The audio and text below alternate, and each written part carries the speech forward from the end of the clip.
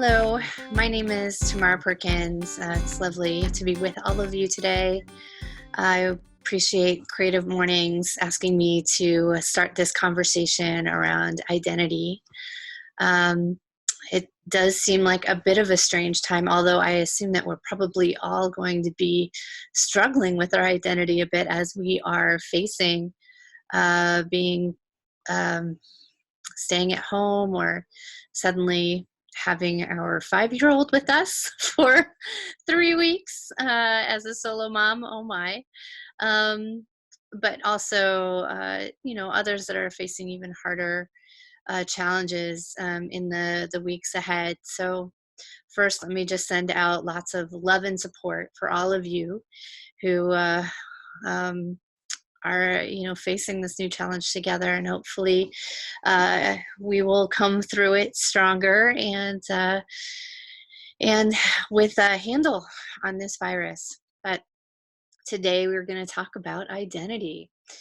So identity has been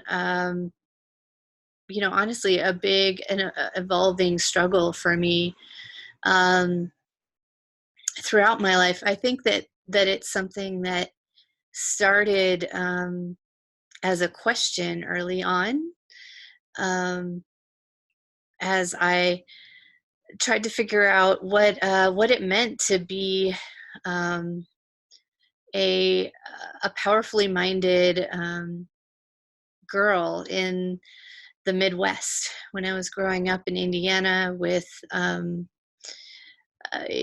parents who were having challenges, and and just what it meant to try to find myself in this space.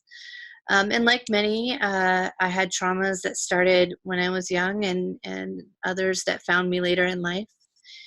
And through those, throughout this journey and throughout this evolution of trying to figure out who I am, storytelling was my refuge.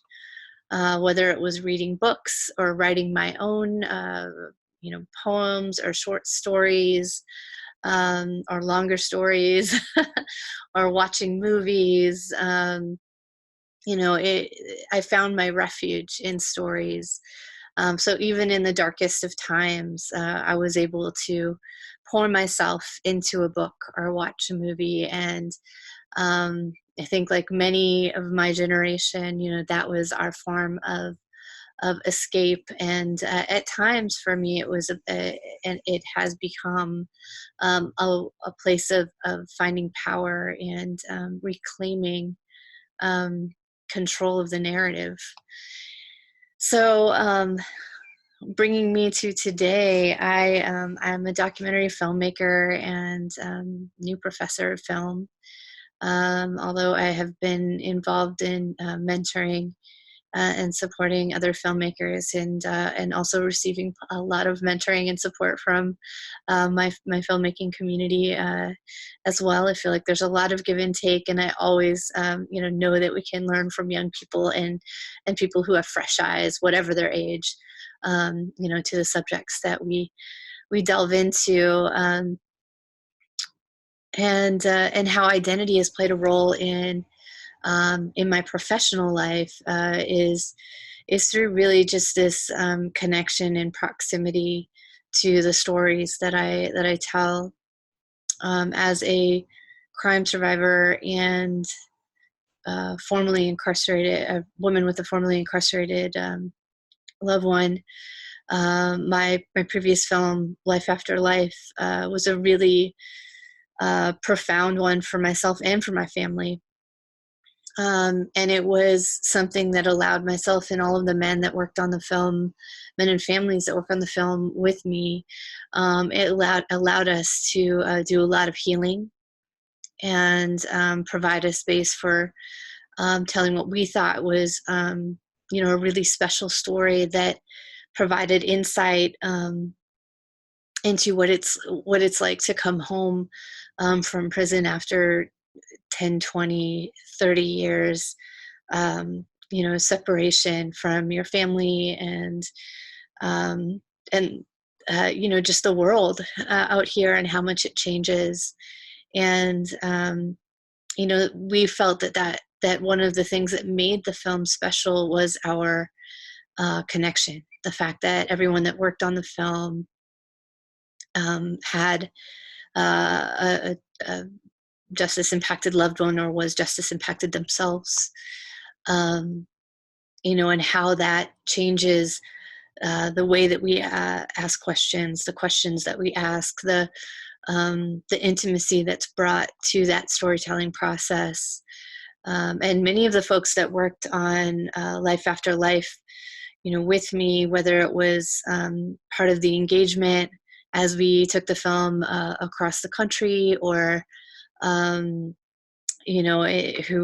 worked on the creative process, pulled me into a new story that we are working on, um, a documentary called Rebound, following justice involved women in higher education, and really finally getting a chance to focus on those unique impacts on women, the past, the incarceration, while incarcerated, and after coming home. And that's one thing that I really had hoped uh, that we would have been able to focus on in Life After Life, but was waiting for the right opportunity. And so when the women that I'm working with on Rebound asked me to help tell their story, I was, it was a resounding yes. And it's something that I think that there hasn't been as much of a focus on. So it was exciting. It's exciting to be able to begin to tell their story, and again, do it in a way that's a co-creation, that is where I get to come in as as a facilitator in the telling of their story. And then my newest film that hopefully will be out in the next year is called Clarissa's Battle, and it was formerly called The Waiting List, looking at I guess now it's over 15 million families on waiting lists for childcare across the country. Something that we're facing now with the current pandemic, I guess. Just having an understanding of how much impact having or not having childcare has on one's life. And so the Clarissa's Battle really follows this incredible woman, Clarissa Douthard, who's the executive director of Parents Voices Oakland in Oakland, California. And the work that she's been doing locally and nationally to fight for childcare as a human right has inspired, and fuels this movement. And so being able to show both her leadership development and the process of building a grassroots movement has been an incredibly exciting process. And within the last few weeks, one of her main campaigns, a $150 million child care initiative, was just won in Alameda County. So that $150 million a year for, I believe it's 20 years, will double the state and federal funding that the county has. And they've now started an action arm that will be working on similar measures around the state. So this is a project I came to after meeting Clarissa at Bananas, which anyone who has a child in the East Bay, possibly in San Francisco as well, will know Bananas, because it's where you go to try to find childcare. It's also where you can go to get on a list, the waiting list for childcare subsidies. And so as a solo mom, I was laid off at almost 9 months pregnant, and was pretty devastated. It was a shock. And I think the only way I got through it is that friends kind of marched me in the right directions to get emergency healthcare, emergency support, make sure that I got what I needed, just to at least get through the birth of my daughter, and figure out a little bit of stability going forward. And that's where I met, when I got on this waiting list, I met Clarissa, and I wasn't ready yet to start a new project while I was still getting, grounded as a new mother. And, but because of that childcare subsidy, I was able to get, um, a, well, I didn't get the subsidy until my daughter was 16 months. So a pretty short time, actually, less than 2 years on this waiting list, um, to get a childcare subsidy. And within a month or so, I had a job, and found childcare that was incredible, is incredible. And because of the way everything came together, I felt like, well, I have an opportunity here to tell this story. And Clarissa and I talked about it and decided that we would do it together. And of course, it wasn't just us; it was, the team. CB Smith Dahl is an incredible cinematographer and mentor, who came on this journey with me. And now Sarah Marmori, who is our editor, and equally brilliant, and an incredible mentor, and both of them as mentors, as filmmakers and mothers of older children. And that's where this project came from. But having this connection, I mean, sometimes it's funny, right? Because I can't even get childcare in order to get to a shoot, so it gets real complicated sometimes. But understanding and having this like deep connection with who I am as a mother and a storyteller, and like really delving into what it is to be grounded in this space of understanding the struggle as I'm telling a story about it. And also being really clear that my struggles come from a place of privilege.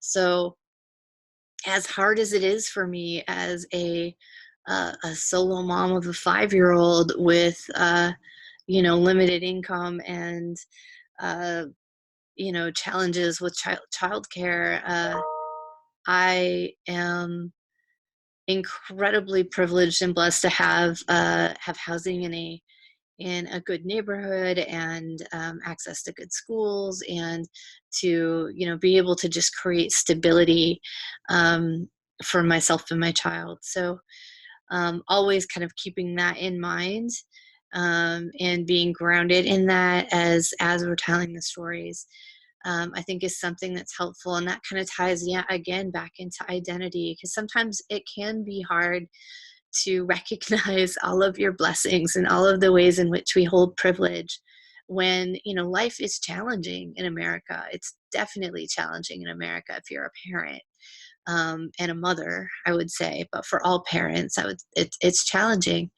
And so how do we hold that identity and really honor it, and also hold our privilege, right? So these are things that come hand in hand, because how can we truly see clearly without it? So I just have to share again my gratitude for being in this space. Um, as far as what you take away, I think that understanding and honoring that, when we lean into this space of embracing our identity, it allows us to open up in ways, and even receive in ways that maybe we weren't able to, without that. So being able to ground in who we are and have this deep connection to identity, um, I think it's a real gift. And I wish you all great joy in exploring ideas of identity, and look forward to getting the chance to meet with many of you in person sometime in the next few months. Take care and be well.